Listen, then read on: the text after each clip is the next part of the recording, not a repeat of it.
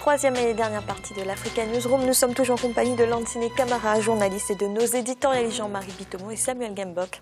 Et tout de suite dans l'actualité économique, le Nigeria gagné par l'incertitude, les tensions politiques à l'approche de la présidentielle, la menace Boko Haram et la chute du prix du pétrole. Voilà autant de facteurs qui pourraient impacter la croissance du pays. Diarra Ndiaye. Sombres perspectives économiques au Nigeria. Le marché boursier est plongé dans la dépression par l'ambiance politique. L'ajournement des élections a réactivé la peur des marchés financiers dans ce pays, le plus peuplé d'Afrique, avec 173 millions d'habitants. L'horizon s'obscurcit un peu plus pour une économie déjà fortement touchée par la chute des cours de l'or noir. À mon avis, la chute du prix du pétrole nous touchera en termes de revenus, parce que nous savons que 70 à 80% des revenus du gouvernement sont basés sur le brut.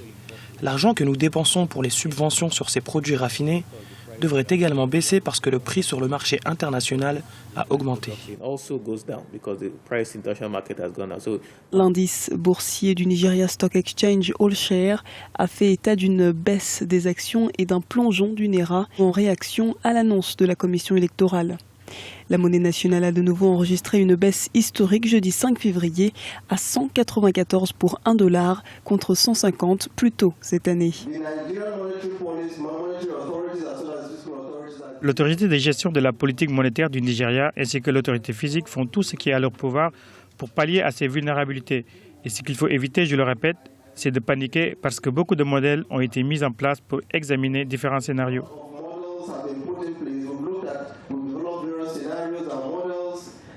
Malgré les promesses de diversification par des investissements dans des secteurs clés, le pétrole représente toujours 70% des recettes étatiques. Résultat, selon le Bureau des statistiques, l'inflation devrait croître à près de 9% en 2015. Les prévisions de croissance devraient passer de 6,35% à 5,5% cette même année. Et la thèse d'une nouvelle dévaluation du Naira fait également son chemin. Jean-Marie, la semaine dernière, des prévisions annonçaient le Nigeria comme 9e puissance économique en 2050. Ce sont des prévisions qui se placeraient même devant l'Allemagne à cet horizon. Pourtant, les difficultés s'accumulent pour le pays. Alors, quelle est vraiment la situation? Est-ce que le Nigeria est vraiment en mauvaise posture? Fanny, je dis toujours, c'est-à-dire sur ce plateau, on a toujours l'habitude de nous présenter les grands indicateurs macroéconomiques internationaux. C'est bien beau. Mais aujourd'hui, qu'on puisse me dire que le Nigeria va dépasser l'Allemagne à l'horizon 2050, nous sommes en 2015, ça fait 35 ans. Je suis très très dubitatif, si vous voulez, sur ces prévisions-là. C'est la raison pour laquelle j'ai dit souvent, arrêtons de mettre en place les mêmes critères, les mêmes indicateurs économiques pour mesurer nos économies par rapport aux économies européennes. Aujourd'hui, vous avez quelque chose, vous avez un phénomène qui se passe au Nigeria, dont je pense qu'il est en train de miner l'économie nigériane, c'est la corruption que vous avez à l'intérieur de l'économie. Donc ça voudrait dire quoi? Ça voudrait dire que tous les indicateurs macroéconomiques que vous avez sont faux. Ces indicateurs macroéconomiques-là ne reposent pas sur la production. Regardez aujourd'hui, si je fais une comparaison, Fanny, vous venez de me parler de l'Allemagne, 2050, ça veut dire que l'Allemagne a des industries. Je vois mal le Nigeria aujourd'hui, si vous voulez avoir le même niveau industriel que l'Allemagne en 2050, parce que ça nous fait que dans 3 décennies et demie. Si on est vraiment logique, arrêtons un peu en Afrique, comme je le répète tout le temps, de nous asseoir sur les indicateurs internationaux qui font en sorte que ça brouille toute la vision économique, la vision du développement que nous pouvons avoir en Afrique. Tout simplement pourquoi? Parce que ces indicateurs macroéconomiques mondiaux là ne sied pas aux économies africaines. Et je le dis, vous verrez bien que le Nigeria pourra descendre plus bas que ça, tout simplement. Pourquoi? Parce que vous avez le niveau de la production, qui est un niveau de production qui est basé sur des critères qui ne sont pas des critères fiables. Donc, à partir de là, le Nigeria va continuer à avoir des problèmes à ce niveau-là, au niveau de sa croissance économique, parce qu'il convient d'abord d'assainir tout l'environnement économique de la corruption que vous avez à l'intérieur de l'économie. Samuel, aujourd'hui, les caisses publiques se sont vidées. On parle même des arriérés des salaires des fonctionnaires, l'effondrement des réserves de devises. Comment en arrive-t-on là pour la première puissance économique du continent? On en arrive là quand il n'y a pas eu de véritable politique de diversification de l'économie, puisque l'économie est restée à... L'économie nigériane a présenté un seul atout majeur sur la scène internationale, c'est son pétrole. Et quand on n'a pas diversifié pendant des décennies, forcément, on aboutit à ce genre de conjoncture, à ce genre de configuration. Ce qu'il faut aussi relever, c'est que si cette crise perdure, la dévaluation, elle sera d'office administrée au Nigeria, parce que c'est le seul moyen qui puisse permettre au pays de relancer son économie. Mais cette dévaluation a des effets nocifs, a des effets pervers, parce qu'elle limite la capacité de l'économie nationale à s'exporter. En revanche, elle permet des flux importants à l'intérieur du pays. Mais il va falloir, encore une fois, comme cela a été le cas pour l'Angola, il va falloir que l'autorité centrale nigériane assure l'équilibre macroéconomique du pays en de telles situations. Monsieur Camara, malgré les promesses de diversification économique, le pétrole représente toujours 70% des recettes étatiques du Nigeria. Est-ce qu'il y a eu un manque d'anticipation de la part des autorités? Alors, je vais vous dire quelque chose. Jean-Marie a raison. D'abord, on fait de faux NERA aujourd'hui au Nigeria, de faux billets. Comment voulez-vous que l'économie avance avec ça? Je me souviens, c'était en 2010, j'étais allé là-bas, je fais la monnaie, j'avais le dollar américain, et quand ils m'ont rendu en NERA la monnaie, presque 20% du NERA qui m'a été rendu était du faux. Comment voulez-vous, pétrole ou pas pétrole, que l'économie avance? Donc, 2050, le Nigeria va dépasser l'Allemagne. Mais ça, c'est ce que j'appelle de la farce. C'est une très bonne blague, mais il faut absolument quitter la blague et venir au sérieux.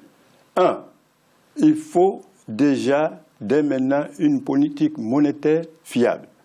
Il faut exiger qu'il y ait une politique monétaire fiable, que le NERA soit non pas une monnaie de singe, mais que ce soit déjà une monnaie de développement. 2, le pétrole doit être vendu, mais à condition qu'il y ait ce que j'appelle une sorte de regard de gens sérieux, de gens qui ont été formés, qui sont des spécialistes du pétrole, comme font les États arabes. Quand vous allez au Qatar, en Algérie, il y a des spécialistes du pétrole. On sait quand il faut vendre le pétrole et comment l'argent doit être au service du développement économique. Peut-être, si on arrive déjà à faire ça, on peut dire 2050, nous n'allons même pas y croire en 2050, au moins commençons pour 2015, 2017, 2018, et non pas 2050. C'est une façon de nous faire ce que j'appelle nous amuser. Et on ne peut plus s'amuser. L'Afrique va très mal comme ça, le Nigeria particulièrement. Mais il y a une pauvreté criante.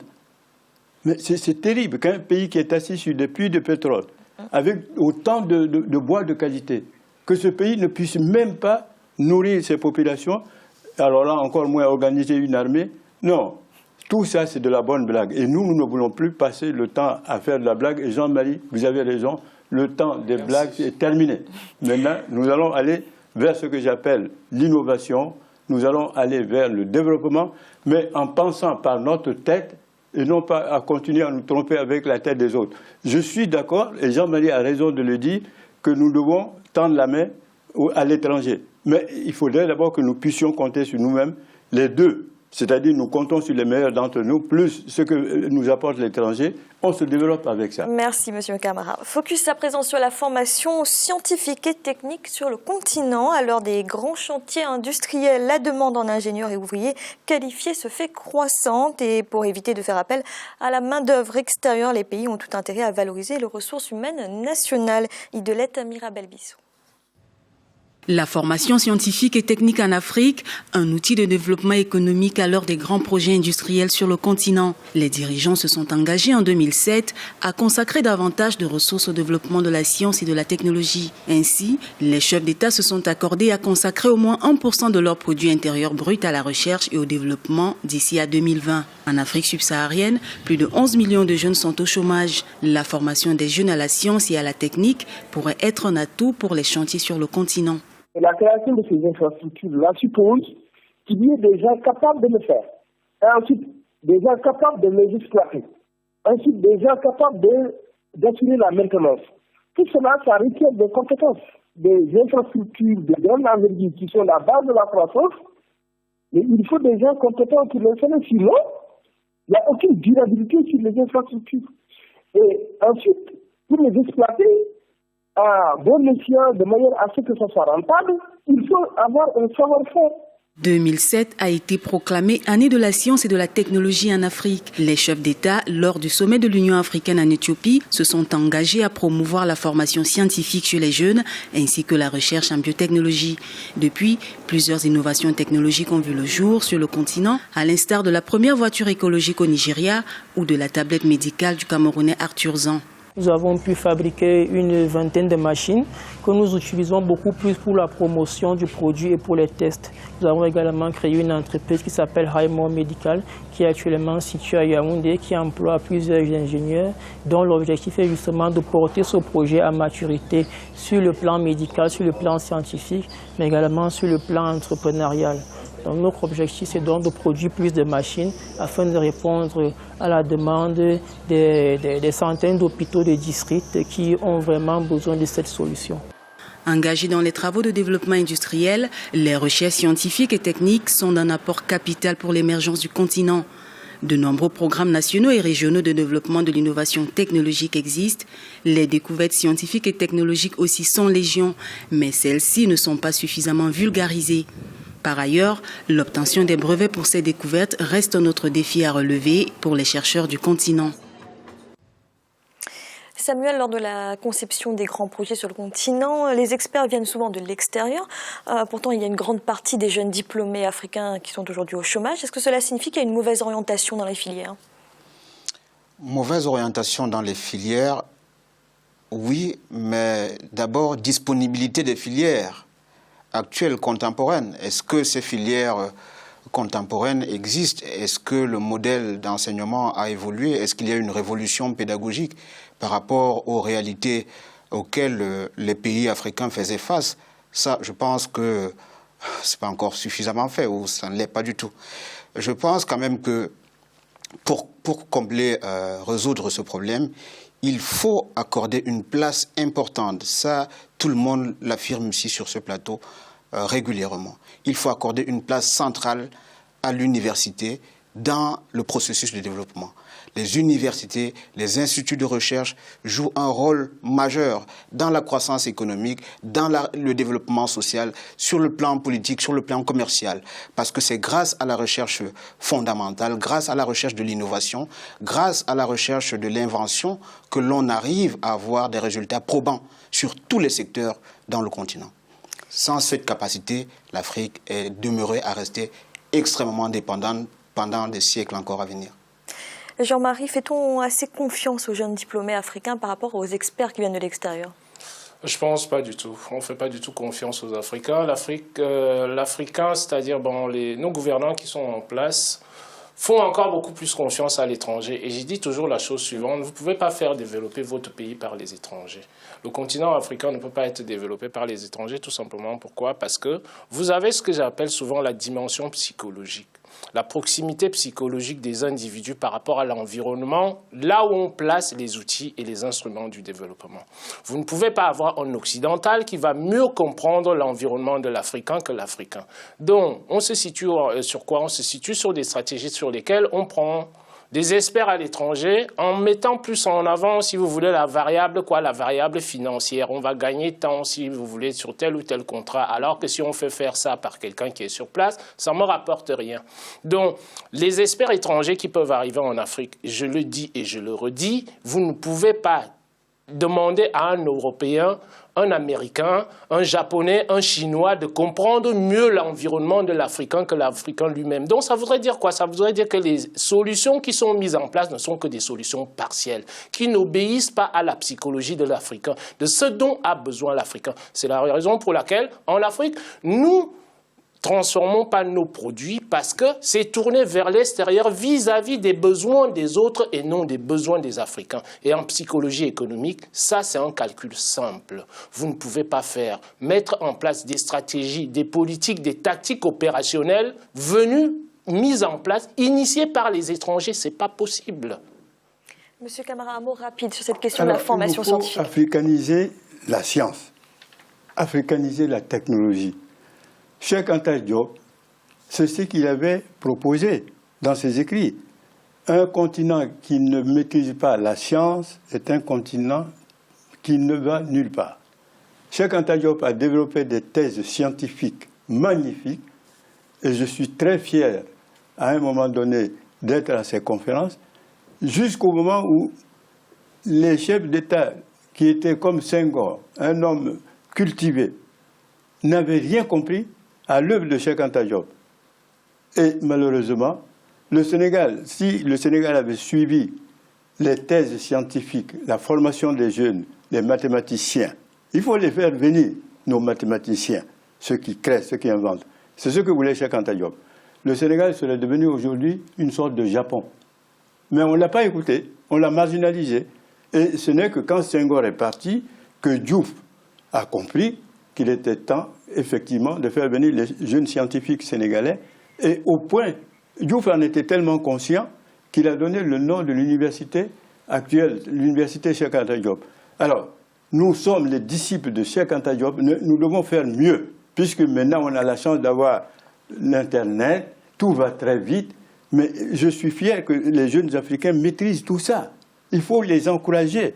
Mais dites-leur, mais bon Dieu, vous avez tout dans vos pays, venez là-bas avec votre savoir scientifique et faites en sorte que vous puissiez rester dans vos pays respectifs, au lieu de venir mourir dans les mers occidentaux, comme vous les voyez. Ils courent, ils viennent, ils prennent les pirogues, ils vont mourir. Alors, ils ne servent pas leur pays, ils n'atteignent pas l'Europe, c'est double perte. Donc, revenons à l'africanisation de la science, de la mathématique, physique, chimie, transformons les matières premières sur place, nous serons dans un paradis. Et je dis que c'est possible. Je ne suis pas un rêveur. Si les scientifiques demain sont rappelés dans nos pays, plus les jeunes qui sont là-bas, je pense que nous devons partir par ce que j'appelle enfin la pensée africaine réelle. Et non pas continuer à nous tromper, je le dis une fois de plus, avec la tête des autres. Merci. C'est à présent la fin de cette émission. Demain, retrouvez le 3e volet de cette semaine consacré à la transformation locale des produits agricoles. Monsieur Camara, merci d'avoir été là. Merci beaucoup. Jean-Marie, merci également. Merci Fanny, bonsoir à nos téléspectateurs. Et Samuel, merci. Merci Fanny, bonsoir. Et merci à vous de nous avoir suivis. À bientôt dans l'Africa Newsroom.